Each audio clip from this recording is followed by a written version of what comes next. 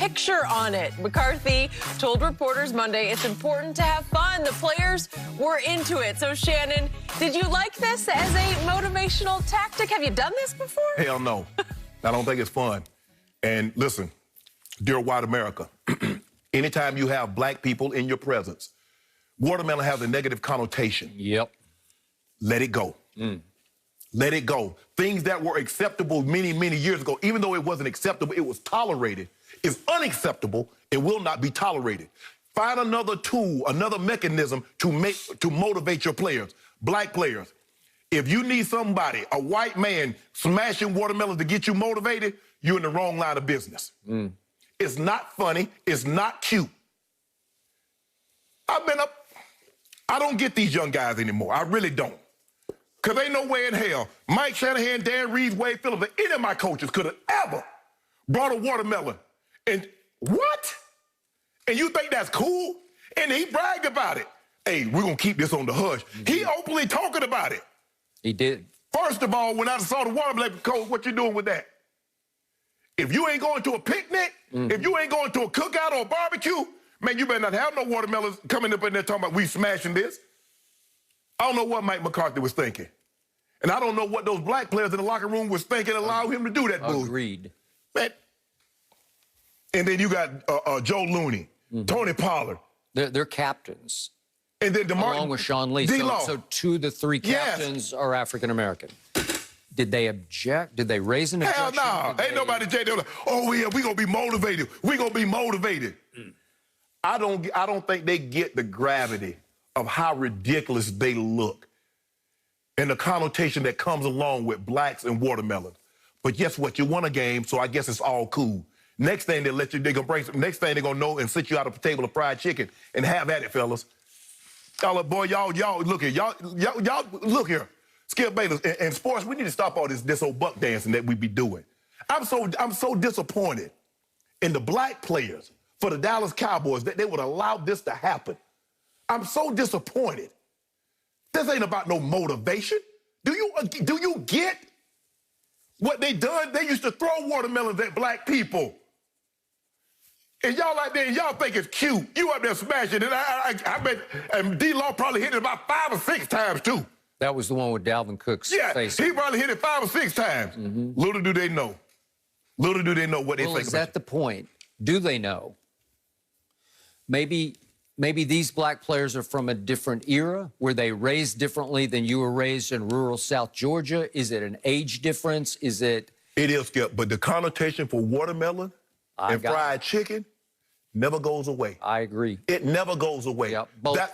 I consider both racist symbols. Thank you. They are. And we just went through a period of Black Lives Matter in which we tried to eradicate all the racist symbols, mostly in the form of statues, remaining in this country. And it seemed like we wiped out many of them, but you can't wipe out watermelons because people do still like to eat watermelons. But when you start to smash watermelons in front of a team, I don't know exactly what their racial breakdown is. At least 65%. 65?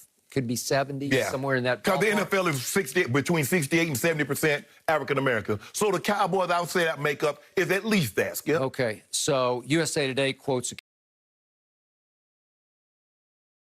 Cowboys source, I assume one of the players, and I don't know if it's a black or a white player, saying that everybody was laughing so hard, it was entertaining to say the least. Okay? Is that what every black player thought in that room? I don't know. Will we hear any backlash starting, what is today, Tuesday? It'll start tomorrow when there be some media availability. Yeah. Will any of the black players stand up and say, you know what, that was out of line? Think about how many people used to laugh when the comedians dressed up, the white comedians dressed up in blackface. People was laughing. Just because someone laughed, that don't mean it's okay. Yeah. Obviously, I don't believe Mike McCarthy intended this as some sort of racist slight. He'd be out of his mind. But he also was very insensitive to what that stands for when you have a team that's 65, 70% black. Exactly. Right?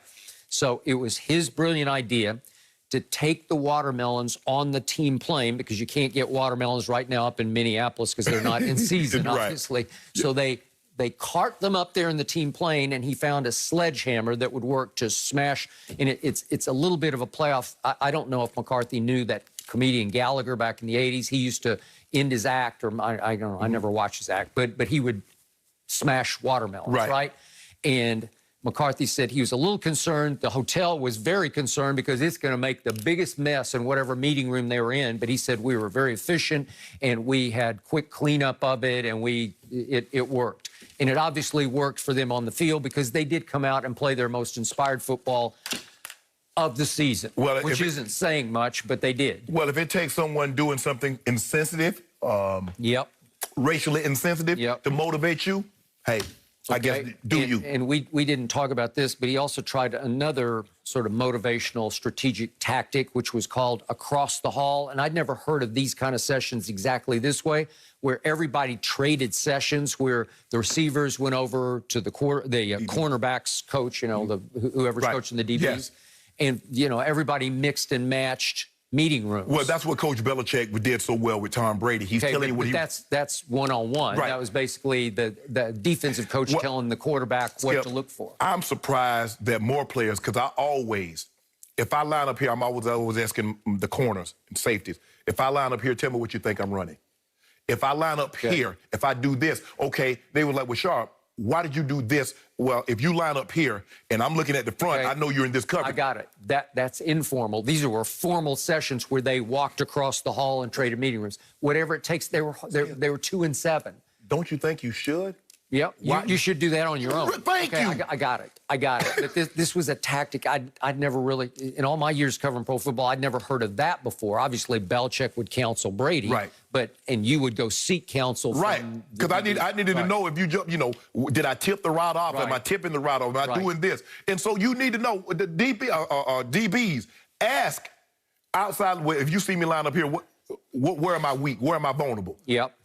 So McCarthy was asked yesterday, so are you going to try the watermelon motivational tactic again before Washington, which comes on Thanksgiving, so it's coming immediately here. And he said, that's a great question. We'll see, blah, blah, blah. Well, I'm hoping after what you just said that he nixes that idea. They need to be done with the watermelons. Yes. Unless they're eating it for a picnic or a cookout. Yeah. Well, the point is that I would hope that Washington in and of itself would be enough motivation. Listen, I grew up covering the Cowboys in this business when, listen, this is back in the good old days. Yes. When Dallas, Washington week, the last thing you needed was motivation. It was all out blood hatred. Think of what you said. Yeah. You said that was the only time Raider week. Yeah, Raider week. It's Raider week. Yeah. Do nothing else need to be said. Mike ain't need to give no pep talks, ain't need no promote, ain't need no dummies, no nothing. It was Raiders week. We were geeked. You just are. We geeked. Right. And wouldn't this team be geeked after it went to Washington and just got its butt kicked? Yes. It was 25-3. And remember, Andy Dalton got knocked out in the third quarter by a John Bostic cheap shot. You win this game, you're in first place in the division. What more do you need? You just got embarrassed at Washington on October 25th. You look at the yards. You barely had any yards. The game ends with Ben DiNucci at quarterback, right? Okay. Is there anything more than revenge against your arch rival? Yeah. Okay. So now, not only do I take, I set you back. Because now I've got 4 wins. I'm in first place. I got to set you back 1. So I'm sitting pretty. And I still got Philly, and I still get the Giants. So that's all the motivation I need. Skip, that's your arch rival. You can say the Giants and the Eagles and all that, Skip, but we know who it is because of the names alone. It goes. Okay, so above and beyond your issues with the racist connotation. Yes. Why was Mike McCarthy gloating about this? Yes. I've been doing this for a long time, and I knew I had to come up with something. You were That's what you came. Think about it. Let that sink in, Skip. That's what he came up with. Of all the time he's sitting around. I got to get these guys motivated. Not a speech by Rockney. Not by some army general. like a motivational. Yes.